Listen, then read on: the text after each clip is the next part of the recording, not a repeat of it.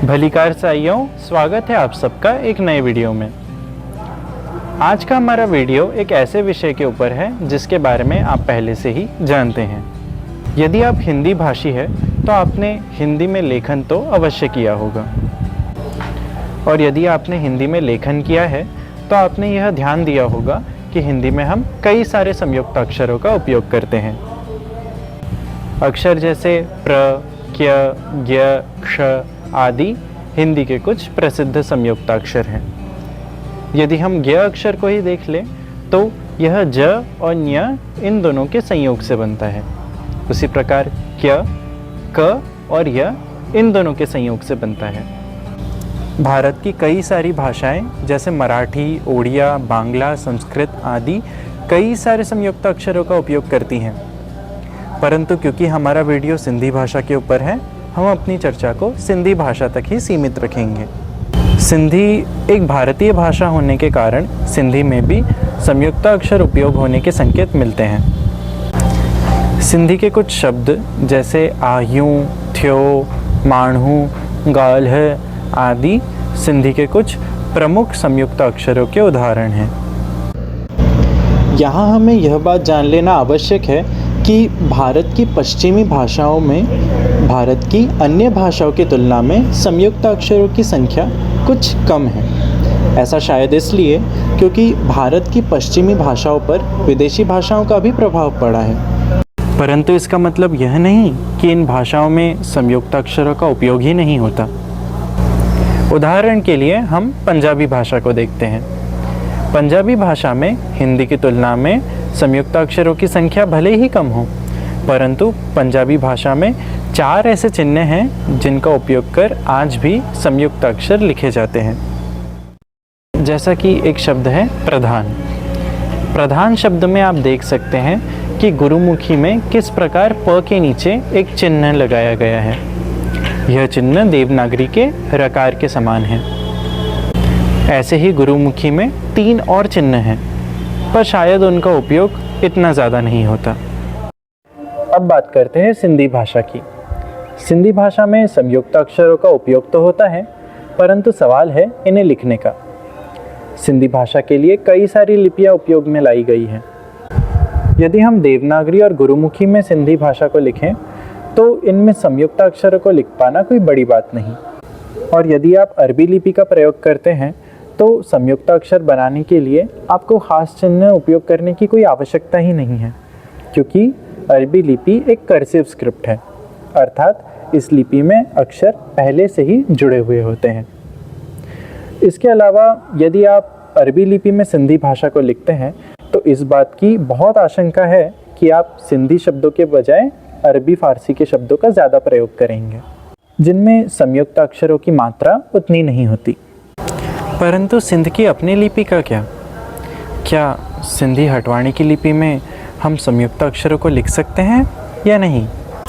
दोस्तों, यदि हम ऐतिहासिक रूप से देखें तो सिंध की हटवाणी की लिपि का विकास मुख्यतः सिंधी व्यापारी समाज द्वारा किया गया था, क्योंकि एक व्यापारी को अपने रोज़ के हिसाब किताब लिखने होते थे, इसलिए उसे एक ऐसी लिपि की आवश्यकता थी जो कि लिखने में सरल हो तथा जिसमें तेज़ी से लिखा जा सके और वह समझने में भी आसान हो, इसलिए उसमें कोई कठिन अक्षर का उपयोग भी ना हो।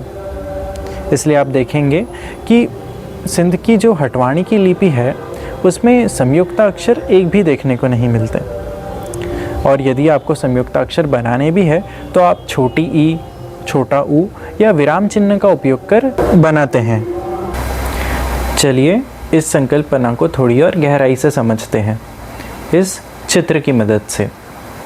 आप जो यह चित्र अपने सामने देख रहे हैं, यह British and foreign Bible society द्वारा 1911 में छपाया गया सेंट मैथ्यू की किताब का सिंधी अनुवाद है। क्योंकि इस समय हटवाणी की लिपि जनसाधारण में बहुत प्रचलित थी, इसलिए यह किताब भी हटवाणी की लिपि में ही छपाई गई थी। चलिए इस किताब के शीर्षक की तुलना देवनागरी से करते हैं। देवनागरी में यदि आप शीर्षक पढ़ें तो यहाँ लिखा है पवित्र मंगल समाचार। यही शीर्षक हटवाणिकी में भी लिखा गया है, परंतु दोनों के लिखने की शैलियों में भिन्नता है।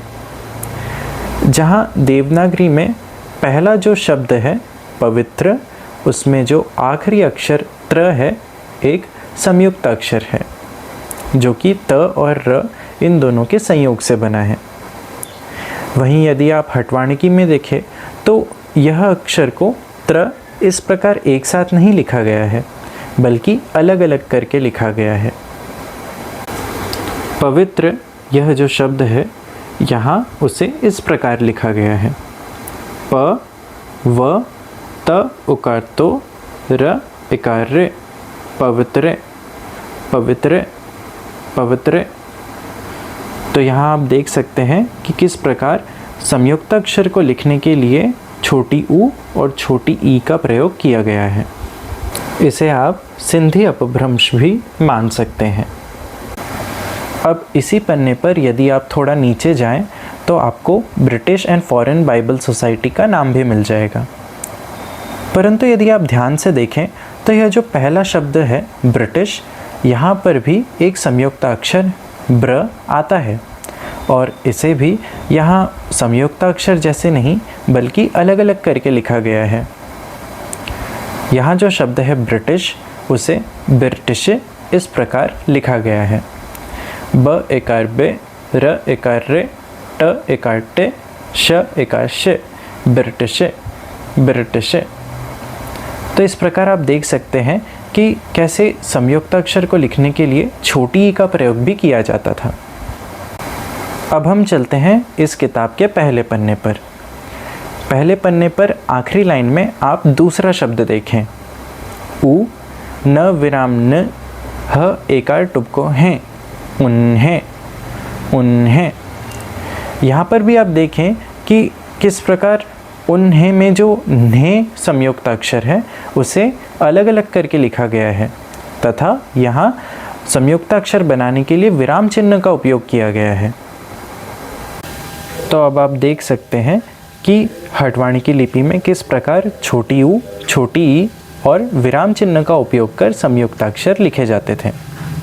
अब बात ऐसी है कि यदि आप इसी पद्धति का उपयोग आज के समय में करते हैं तो मुझे लगता है कि शायद यह प्रासंगिक न होगा।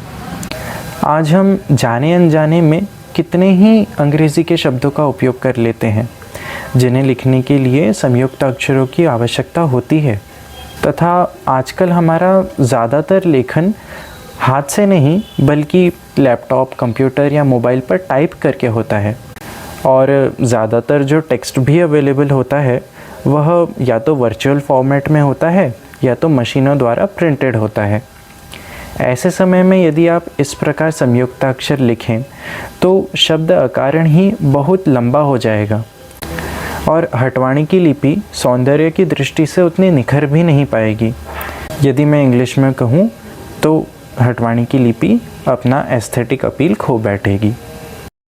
तो इस समस्या का समाधान कैसे निकाला जाए, इसी पर विचार करते करते मैंने सोचा कि क्यों ना एक ऐसी लिपि का आश्रय लिया जाए जो कि हटवाणिकी से सबसे ज़्यादा पास है और आज के समय में उपयोग भी की जाती हो। अब ऐसी लिपि थी कौन सी? तो वह थी गुरुमुखी। गुरुमुखी और हटवाणिकी लिपि का जन्म एक ही लिपि से हुआ है और यह दोनों लिपि आज भी कई सारी समानताएं रखती हैं। गुरुमुखी में भी संयुक्त अक्षरों की संख्या उतनी ज़्यादा नहीं है, परंतु फिर भी यहाँ संयुक्त अक्षरों को लिखने के लिए 4 चिन्हों को सम्मिलित किया गया है। उपयोगिता की दृष्टि से देखा जाए तो आज भी कुछ लोग सिंधी भाषा को लिखने के लिए गुरुमुखी का प्रयोग करते हैं। इसलिए मैंने सोचा कि क्यों ना गुरुमुखी की शैली जैसा ही एक प्रयास हटवाणिकी में भी किया जाए और इसी तरह रचना हुई हटवाणिकी के 4 चिन्हों की।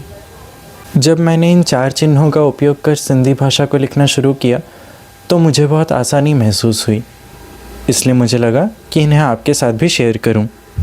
चलिए तो सबसे पहले इन चिन्हों के यूसेज को समझते हैं। हमारे पहले चिन्ह का नाम है रकार। यह चिन्ह किसी भी अक्षर में एक आर का साउंड ऐड कर देता है। उदाहरण के लिए हम फिर से वही शब्द ले लेते हैं प्रधान।